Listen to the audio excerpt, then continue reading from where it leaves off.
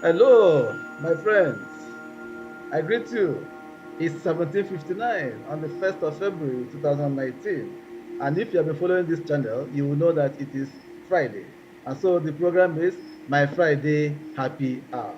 You remember that every Friday at about this time, we bring you this program, which we discuss a lot of things. And today will not be any different. My one word for 2019 is believe. And I believe in people more than they believe in themselves. And my sincere hope is that if you believe in yourself as much as I believe in you, you'll be able to change the world, starting right from where you are, right from your own corner. All right, so this program, My Friday Happy Hour, is actually designed to help you on your journey, your life journey. And it is our pleasure to always give a helping hand, no matter how little. And as always, my friends, in the course of this broadcast, this presentation, if you hear something that actually resonates with you, then leave it in the comment section. It is much more likely to stick with you. And then we'll also be able to review it at the end of the presentation. In the third edition, which happened last week, we discussed the 10 most distinguishing habits that everyone and anyone should acquire to live a holistic life. All right. And those five we discussed last week were speaking up, being honest with yourself, having confidence, listening, and then managing your time. Today, we're going to take a look at the remaining five distinguishing habits that anyone and everyone should acquire for a holistic living. So, without wasting much time, let me jump into the groove. All right. Habit number six, stop whining. So, I have decided to go on a 21-day challenge, which I dubbed No Complaint Challenge, and which started today and will end on the 21st of February 2019. In the course of these 21 days, I intend not to whine or complain or sigh or criticize or even hiss. And so I'm going to use a jotter and a biro to record against myself how many times I do that in the course of these 21 days. And then at the end, I will review it and then I will know whether I have a pass mark or I failed. All right? So I'm just going to observe things as they happen. Okay? I'll just let things glide by. I don't have to bother my head. I don't have to criticize or complain or whine or this person hasn't done this or this person hasn't done that and all those things. See, I'm very much aware that whining, complaining, and criticizing are signs of faithlessness, lack of hope, and lack of patience. So I'm going to make every effort to acquire these virtues again. I'm going to express my faith in the living Lord. I'm going to be more patient with people. I'm going to be more hopeful that things are going to be better than they are today. So I want to encourage you too to embark on a no complaint challenge. Even if it's 1 week you want to do it, just go do it. Because at the end of that 1 week, you will see how much your life would have changed. You see, we need to stop whining about what isn't happening. We need to stop complaining about what happened in the past or what is going to happen in the future. None of us is in the future. I mean, the future is already what we're making of it today. The only person in the future is God. He knows it all from the beginning to the end. But none of us, human beings, can do that. So why worry yourself when, as a matter of fact, most of the things you worry about never come to be? Why disturb yourself about tomorrow? Why even today? I'm not even finished living today, and you're worried about tomorrow. Why don't you live today? Then live tomorrow, take care of yourself. Okay, so we've got to get clean in 2019. No whining, no complaining, no criticizing. Take it from me. Habit number seven, staying present in the moment. If you are living in the past, you're going to be depressed because you are rehashing things that happened to you that are not likely to happen again if you have learned your lesson. And if you're living in the future, you're going to be very anxious because you're anticipating what's coming or you're wishing for things that are not yet happening. Being in the present is where the gold is. Being in the present moment is where you will have the greatest control, where you feel the most at ease. and where happiness flourishes. There's a super tight connection between being in the present moment and happiness. A lot of people believe that happiness is tied to the things that happen to them, but it's not so. One professor, Martin Settlement of the University of Pennsylvania, who studied happiness over how many decades, found out that 60% of your happiness depends on you. 40% may be preset, may be genetic, but 60%, that is more than half, depends on you. So, and that dependence is on your mind, your mindset. Depends on what you think. You can think your way to happiness. Happiness is not something, it's not a feeling that you want to postpone for tomorrow. It is something that happens even right here and right now. You don't have to wait until you get a car before you can become happy. No, you don't have to wait until you get married before you become happy. No, happiness is a feeling that you feel right at the moment. So you don't have to keep it waiting. Happiness comes down to you right here, right now. And it is dependent 100% on your attitude. What you're thinking will happen or will not happen. You're in control. So make it happen. Now, one of the most powerful things you can do to be present in the moment is to think. One of the most, this thinking is a very powerful attitude to acquire. So the question becomes, how can you be present in the moment? Now, being present in the moment means nothing more than having the skill of having your thoughts in this moment, not in the past, not in the future, but right here where you are. I've come across some people, you're telling them story, or you're just you're speaking with them, talking with them, and they're not there. Oh, what did you say? Because they just got lost in transit. Either they went to the past to review what had happened while they are sad, or they've gone to the future to wonder how it's going to be. They're not there. But that is not the best thing to do. When you're speaking, when you're interacting, when you're gisting with somebody, be there. Don't keep asking them rhetoric questions. Oh, what did you say? Sorry, I wasn't paying attention. No, it doesn't make for smooth relationship. All right. So being present in the moment means you are not bothered about what happened yesterday. Yesterday is gone. You can never call it back, no matter how much you try. And you're not bothered about tomorrow.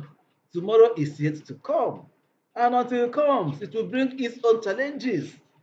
So the time you have to really enjoy your life is the time you have now. That's why it is called the present. All right. So while you are living in the present moment, you need to survive, whatever comes your way in that moment. One of the ways to survive these things include like you're eating with somebody invited you to a dinner or lunch or breakfast. Is somebody maybe you have not seen for a long time.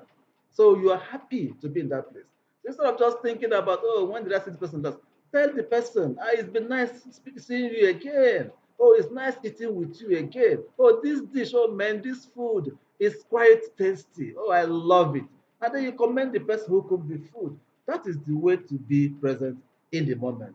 It's not like you're eating food, you're discussing somebody while you're eating food, and you're wondering, oh, 25 years ago, we're high school mates.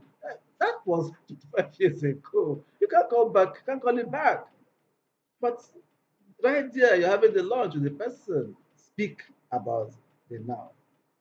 For me, who is a writer, for instance, or as I broadcasting this, I'm happy coming online to see people watching the video, and I'm happy to read the comments. That's one of this gratitude. I express gratitude when people read my drop comments here, and I read them because that shows me that the people are also taking advantage of what is going on. They're asking questions about themselves. They want to know what's going to happen to them, what's happening in the future, and the day they're in. So it is important to be in the now. That is the best way you can be. Okay? Now, so the moment you find yourself drifting, whether to the past or to the future, bring yourself back.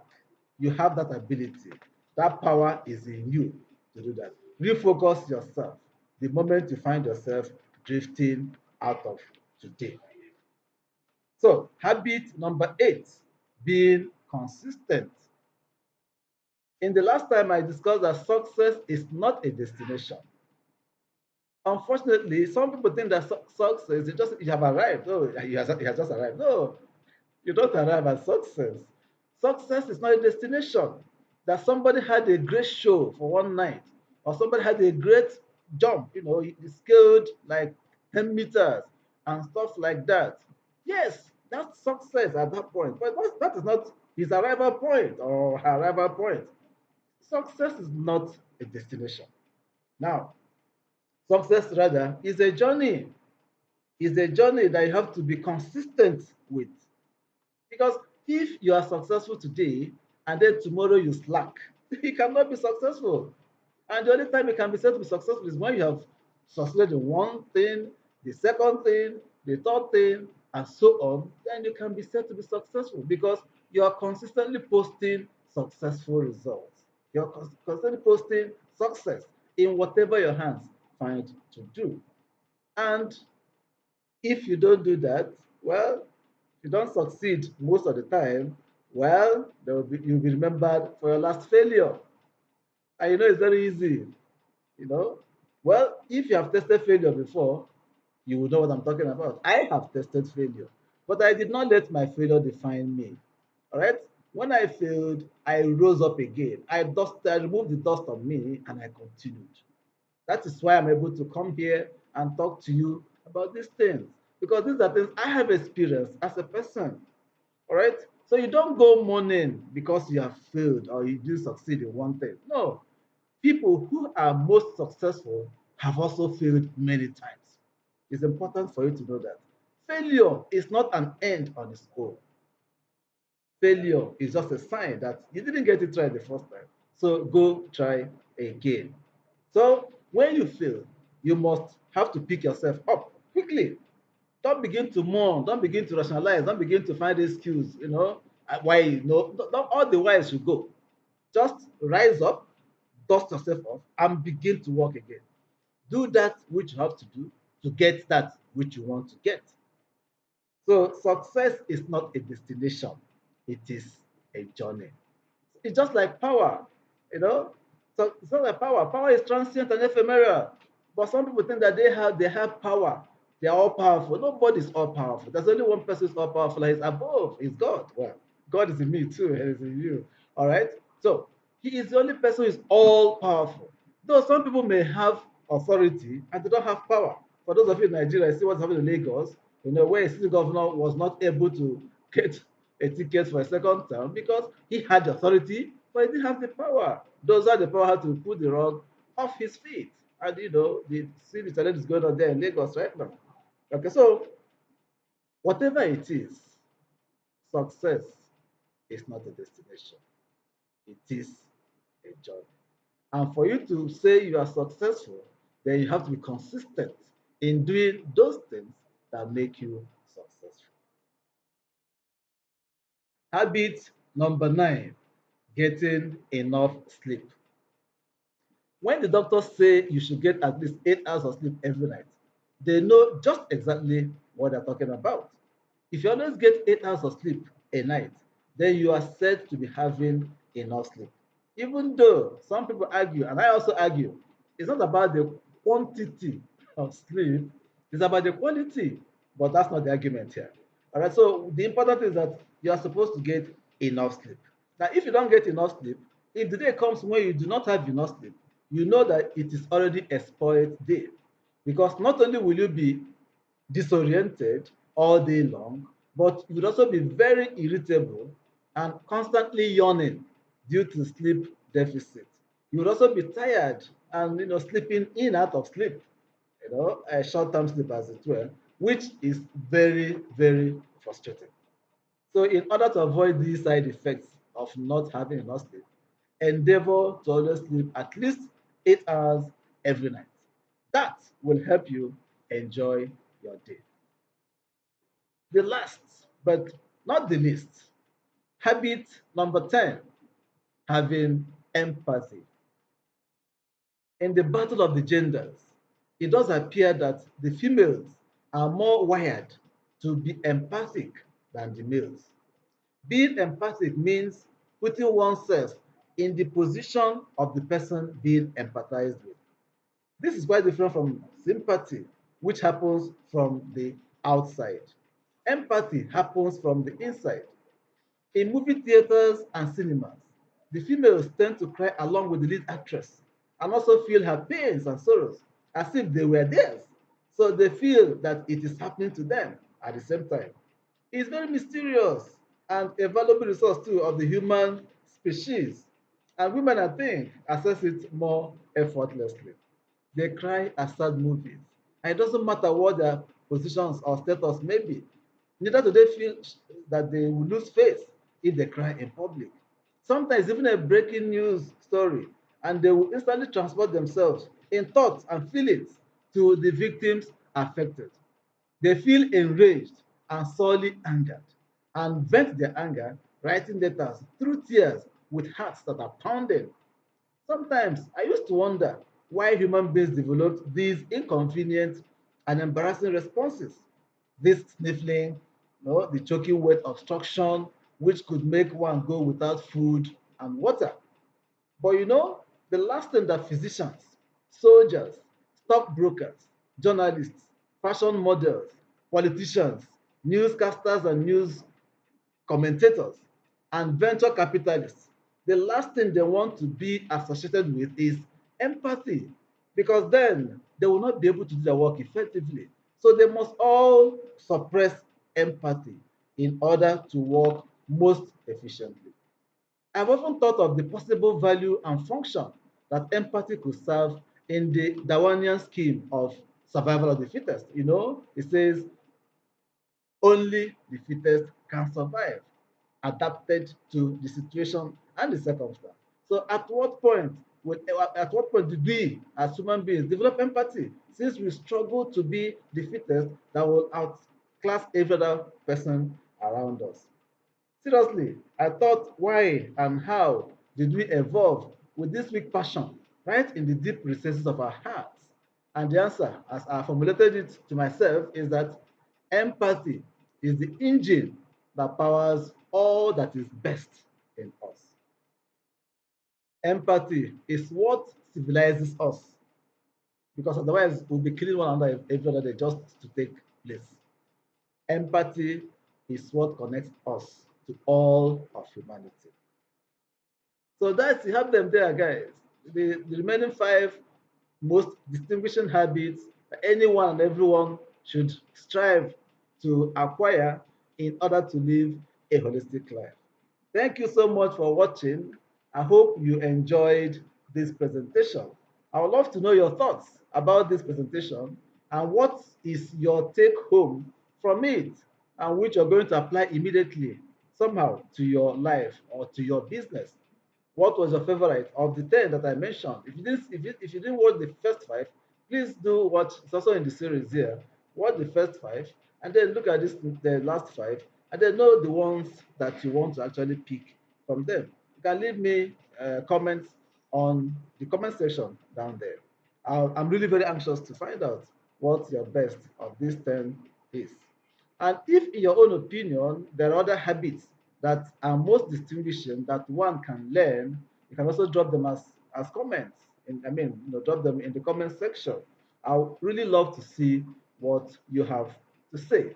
And don't forget to give us a thumb up on this video, to like this video, and also subscribe to our YouTube channel. Not only do you subscribe, please also click on that bell beside subscription button, so that whenever we post a new video, you shall be appropriately informed. And also follow us on our other social media platforms. We're on LinkedIn, we're on Twitter, on Instagram, we are on Google Plus. And you can also like our Facebook page and join our Facebook group if you can. And also subscribe to our blog. We also have a blog on this My Friday Happy Hour. The links are there in the description, as was stated before. So we'll be happy to see you subscribe, to see you follow us. I will also follow you back. It's a it's a follow me and follow you issue. It's not that you just follow us and then we'll just abandon you. If you're also doing videos like we are doing, we'll follow you back. Okay. So thank you guys for watching. I believe in you. I hope you continue to believe in yourself. and whatever your own one word is. Much love to you. See you in the next edition. My names are Dr. Jerry the First Oguzie. I'm a physician and also a transformational speaker. I'll see you again. Cheers.